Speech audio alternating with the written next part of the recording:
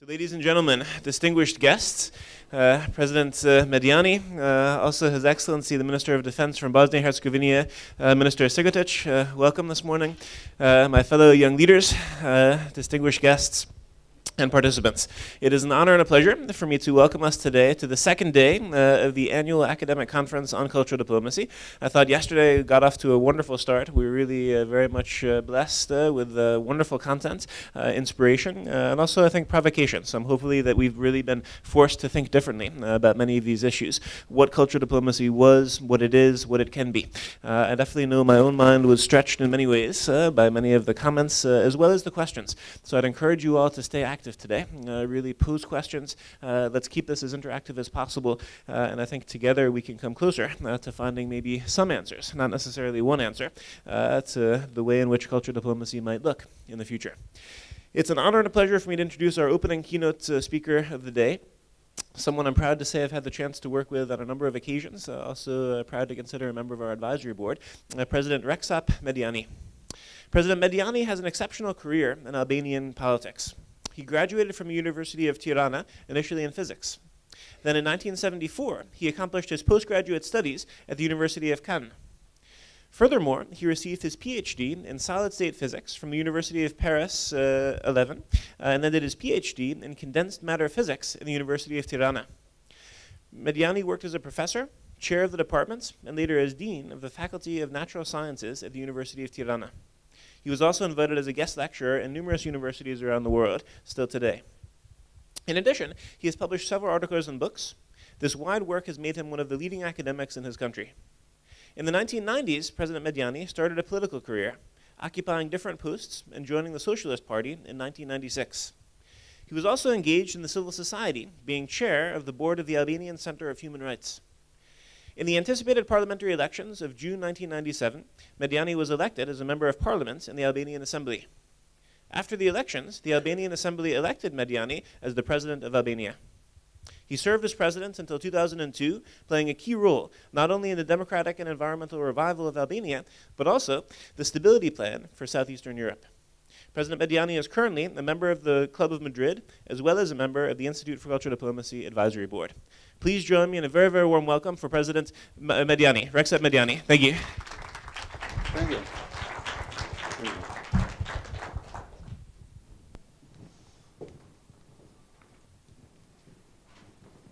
What is that?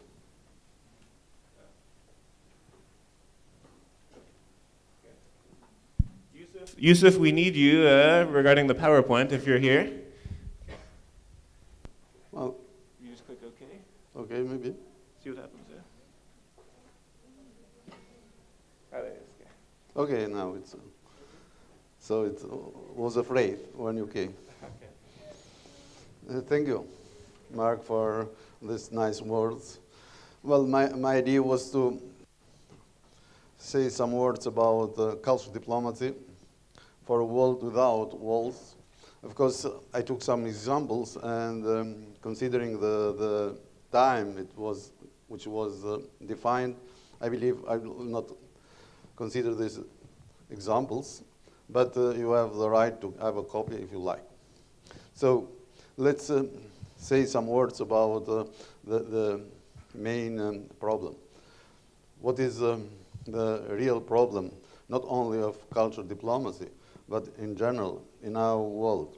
Rhetoric is quite an important, but still we have everywhere walls, and I will tell you that there are not only these physical walls, but there are also other kinds of walls. And I'll begin with these pictures, collapse and construction of walls, and what was the cultural diplomacy. And if you see these two pictures in this side, there was the first one, this is the construction of the Berlin Wall. It was 61, and here is the destruction of the Berlin Wall. And I have some memories linked to these two events. Of course, what I will tell you is the story of 1961. At the time I was in high school in Albania, and I had a kind of correspondence with a girl of my age in East Germany. And I remember the name. Also, seeing the letters. And the name was Monika Schroeder. And one day, I received the letter sent back to me, and was written unbekannt, which means unknown. And in every place it was also written unbekannt address, which means, again, address unknown. And for me, it was a surprise. I didn't consider political problems at the time. I was not more than 16 years old, 15 to 16 years old. But later, I have heard that there was a kind of flow of people from East Germany to West Germany, and also to other Western countries. And for that, in East Germany, the Communist Party decided to build this wall, and this wall was a separation, a physical separation of two walls in Europe. And I was speaking about this wall. It was at 96. I've been in Argentina. We have been in a kind of so-called virtual embassy. We've been there with two people, one from West Germany, a member of parliament for human rights, another from the Slovak parliament. It was to know what is the situation in Latin America and what could be the democracy, not only in Latin America, but particularly in Cuba after the death of Fidel Castro. And during this conference, which was linked to the fall of this Berlin Wall, so it was 2006, there we have had also a possibility to contact different people, journalists, politicians, people from a trade union, etc., students. And our perception was that, well, it was Fidel Castro was not considered like dictator as it was considered in Europe. It was considered in a heroic way. And this was a big mistake. And also this kind of heroism, which is embodied in his personality, which was a dictator, has also helped different leaders to base on a kind of populist movements, and also to strengthen their autocratic governance. And this was what we have seen at the time in Latin America. And of course, there is a problem there, and it has to be considered. For that, I believe that Obama was right to consider this fact, that the walls, different walls, are not helping our world. And you remember during his campaign, he said that, well, the embargo didn't ruin the autocratic regime in Cuba.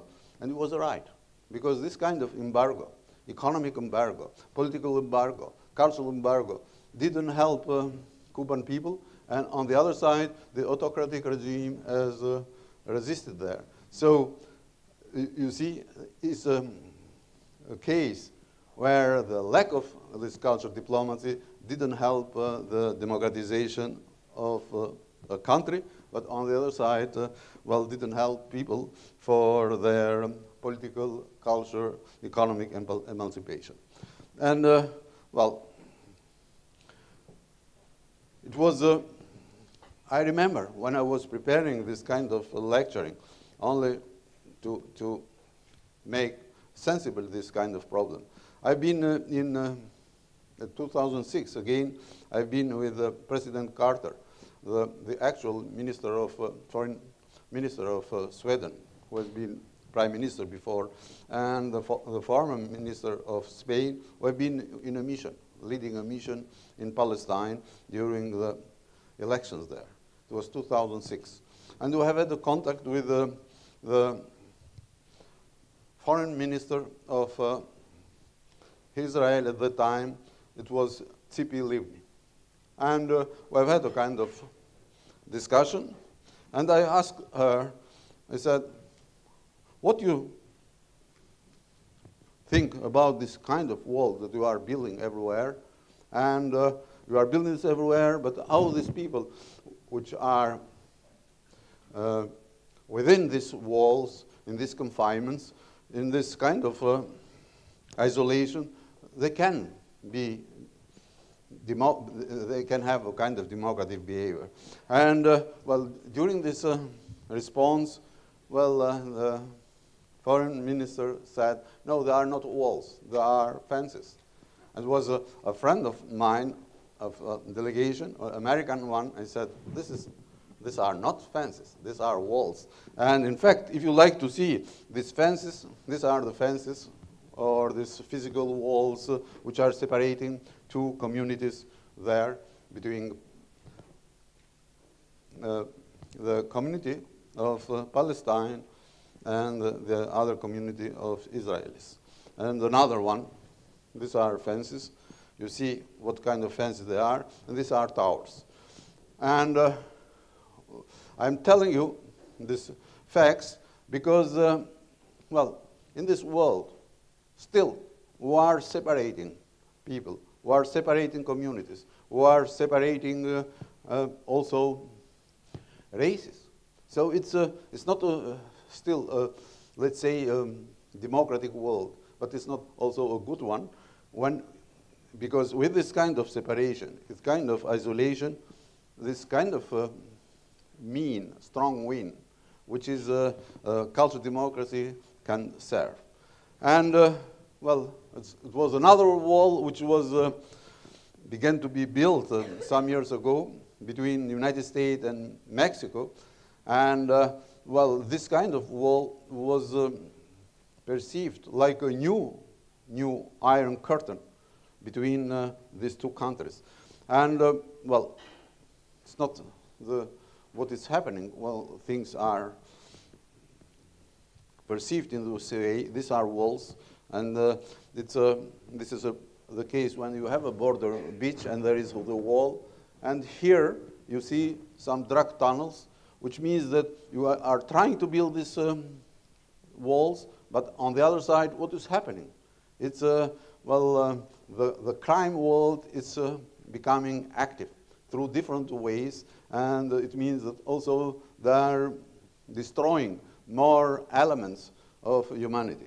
And this picture is quite a special picture.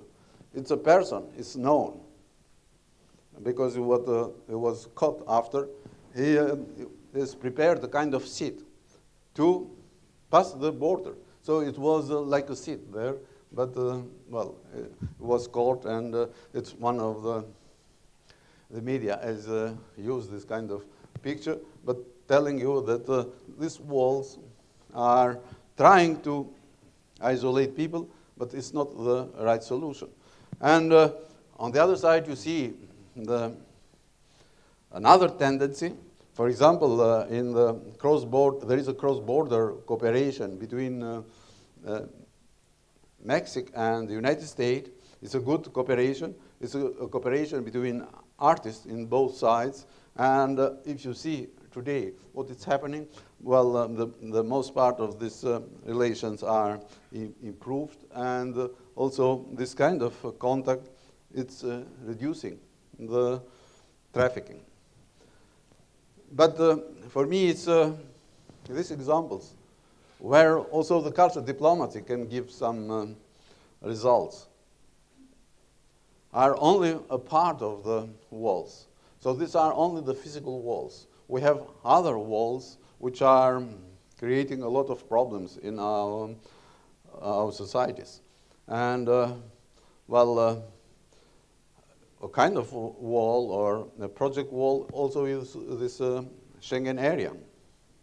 And if you know what is the tendency of different countries, not in Europe, because the most part of people in Europe are in this, included in this space, but people from Africa particularly, they have a dream, and the dream is Europe.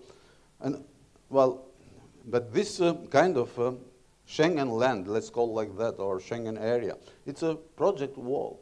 It's not a physical wall, but it's a wall also, which on the other side, it's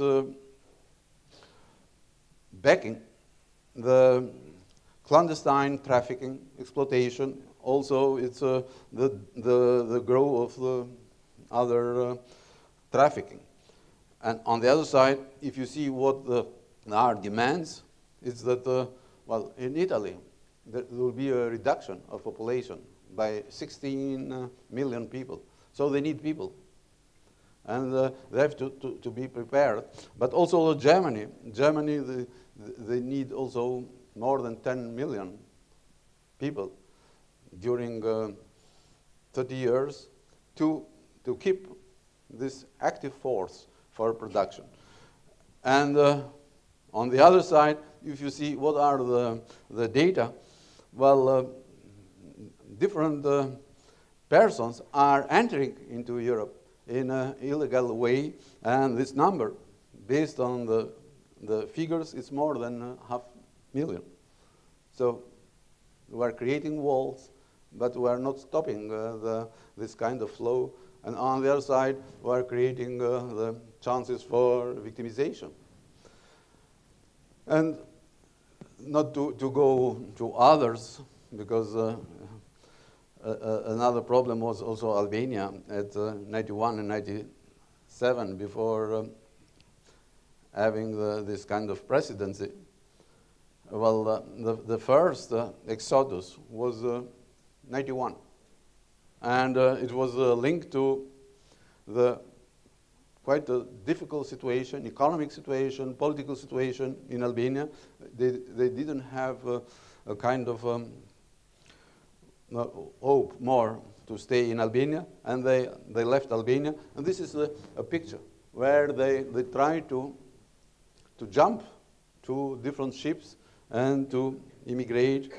And of course, this was also a kind of collapse for communist regime there. And here it's another exodus.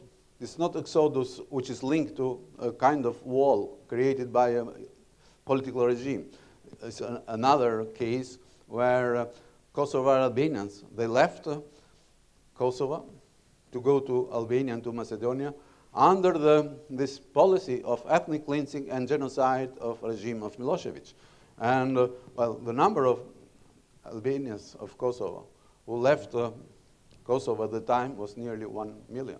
And I can say it because at the time I was president of Albania, who have the population of Albania during this time was increased by 1/5 of our population. It was more than 600,000 Kosovars entering to Albania. So it was quite difficult for us to manage all the situation, to administrate this situation. And Albanian families have helped us. It was not the government who has finished this job. The Albanian families helped the Albanians of Kosovo, and after some weeks, of course, the international head was quite active. But it was a kind of link also between Albanians, between Albanian families in Albania and Albanian families in Kosovo after. So through this kind of contact, we are increasing now the cooperation, cultural cooperation, political cooperation, economic cooperation between two countries, and we see that the situation is quite positive in our region, actually. And here you see some other pictures between Tunisia and Libya. So you see borders again, and these borders are creating victims. Again, you see Syrian refugees make their way to the Turkish border. And in these cases, it's this kind of flow. It's not linked to clear physical walls, but it's linked to the ideological walls or to political walls. And it's another case where these walls have to be fired, have to be hit through different ways, and also cultural diplomacy is serving in this case. And well, what I like to say is that this story of walls is not a story which can be end here, because at any case we see this tendency, okay, to build these walls, and autocrat politicians, different people of business, they try to build these walls, and we have to react. And this is important. For that reason, I can say that this cultural diplomacy is important, to react through different communities, through media, through social media, or through also different contacts. Otherwise, this kind of building walls will continue. And, well, I'll tell you another, in this slide, you see that you have another wall. And this wall is the political participation. Well, in many countries, this political participation of human is becoming normal. So in these countries, like France, like Sweden, or in most countries in European Union, including also Albania, this political participation is increased. It's not maybe 50-50 to 50, but it's increased. In Rwanda, it's also 50 to 50, or in other cases more. So we see there is a kind of, this kind of wall, it's destroyed. It's destroyed through emancipation of our societies, through media, through political class, through society, through journalists, but also is the resistance of human through centuries. And we are in this situation where we are destroying this wall, but not everywhere. You have countries, and in one of these countries is also the South Arabia. In South Arabia, still they have no right to vote. Not to be, let's say, represented, but they have no right to vote. And we've had a kind of a meeting in Madrid some years ago with people who have been elected for the first time in local elections for local authorities. The law which was that 50% being represented by the king, the others being elected, but without permitted to have political parties, so it was not possible, and also without having the right for voting of women. So you see, it's still, you see these barriers are everywhere, and when we have had this contact with people of South Arabia, one of the women there said, well, you have to understand, for example, I have no right to go abroad. If my husband can sign, or if I have no husband, I have to ask my father. And if also my father is dead, I have to ask my child. It's always masculine, so it's a male to be. It's a child which have to be more than 6 years old. So to have the right for going abroad by a signature of this child, a male one. You see, what is in this, still in this our world, we are speaking about great things, but on the other side, there are some small things which are important for our life. And one of the important also in our life, it's Occupy Wall Street, this kind of motion, which is this movement. It's quite a positive one to tell us that we have other walls which are separating human being between two extreme groups which are quite rich and the groups which are suffering. And well, the slogan maybe it's not a true one, but it was mentioned that only 1% of people are rich, the others are suffering. It's not a clear movement, this Occupy Wall Street, but on the other side is trying to destroy this kind of difference between different communities.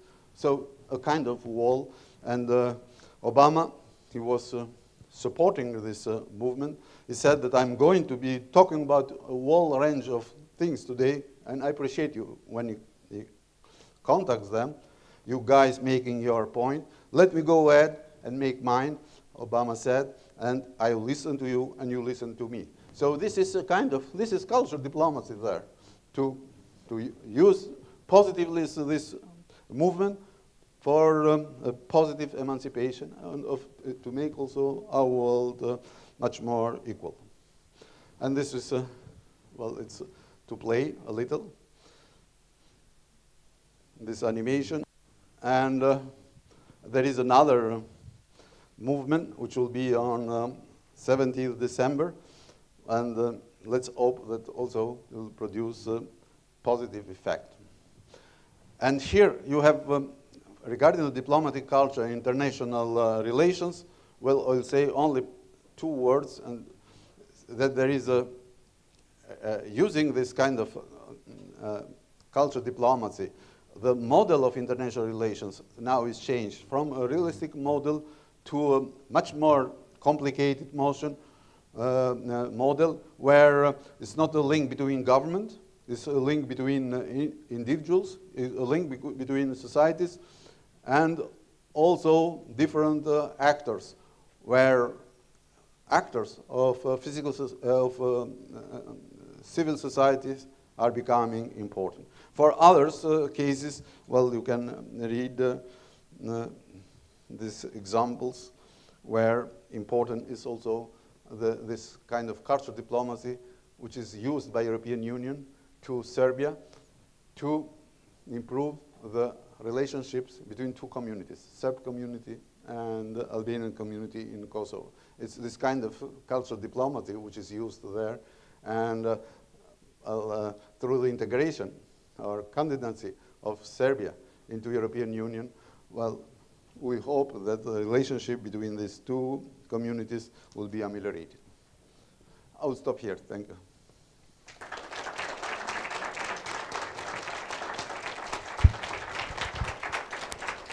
Thank you very much, President Meidani, for, I think, a very thought-provoking lecture. As well as, in particular, I like that last slide you just showed, also showing the complexity of cultural diplomacy today. I think you're right. I think it used to be simpler before. You would have, the governmental agency, they would do their cultural diplomacy, Yep. and that was it. The complexity today I see also as a positive thing, where one does have civil societies interacting, private sector, public sector, but I appreciated also that slide to show the current situation. So be happy to take some questions or comments from you for President Meidani.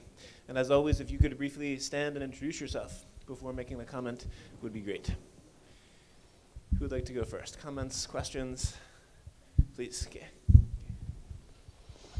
Hi, I'm Tom, and I'm from England originally. You talked about Schengen as being like a wall, as a manifestation of a new kind of wall. But I think that European states, especially sort of on the Mediterranean coast, would still have, and other states in Europe, would still have strict immigration policies, but where Schengen has removed internal borders in Europe.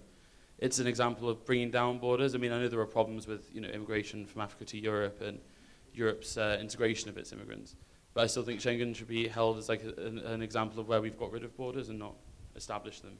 So, would you agree? Well, it's because we have suffered also regarding this kind of project, the Schengen project. Now we are in this space and we are enjoying. Before, Albanians also, they've suffered. To have a visa, well, they've been for days in front of embassies. But, well, now this time is over, and this is quite a positive effect. But I'm not speaking about this people living in Europe. The most part of them, they are enjoying this Schengen project or Schengen land, or in some cases called Schengenstan. But I'm speaking about people of other continents, particularly from Africa. And why they are leaving their countries. So we have to think about them. Maybe it's not to open all doors, but we have to think how will be the life and how will be ameliorate the life in these countries. It's when I say to ameliorate, it's not only the economic life, it's also the political life. It's the dignity. And the most part of these countries, for example, in the northern part of Africa, it's not only economy, it's also the political life, which is becoming quite terrible there. They're suffering because the most part of the regimes there, they've been autocratic regimes. And if you see, for example, news days ago, well, also linked to Gaddafi. You see how have been welcome Gaddafi everywhere, from any kind of leader from European countries, including Italy, Berlusconi, including Sarkozy, including Chirac years ago. And you see what is this kind of politics. Why these leaders, they've opened their eyes now.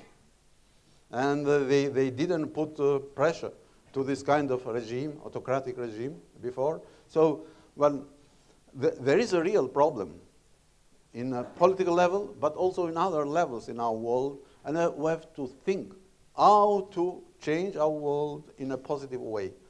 In positive way, it means that to make the life nearly, not exactly equal, because it's not possible. It's a kind of communist idea, if I say this one. But how to make the life, acceptable everywhere. And if the life will be acceptable everywhere, of course, we don't need this kind of flow to Schengen land. We don't need maybe this kind of restrictions, because through making the life normal, economic life, political life, also the social life, the psychological life, to be normal, of course, we have practically we have destroyed these walls, and the flow will be only for trade, for tourism and other things, and people will be always in contact, and this contact will ameliorate better our world surrounding us.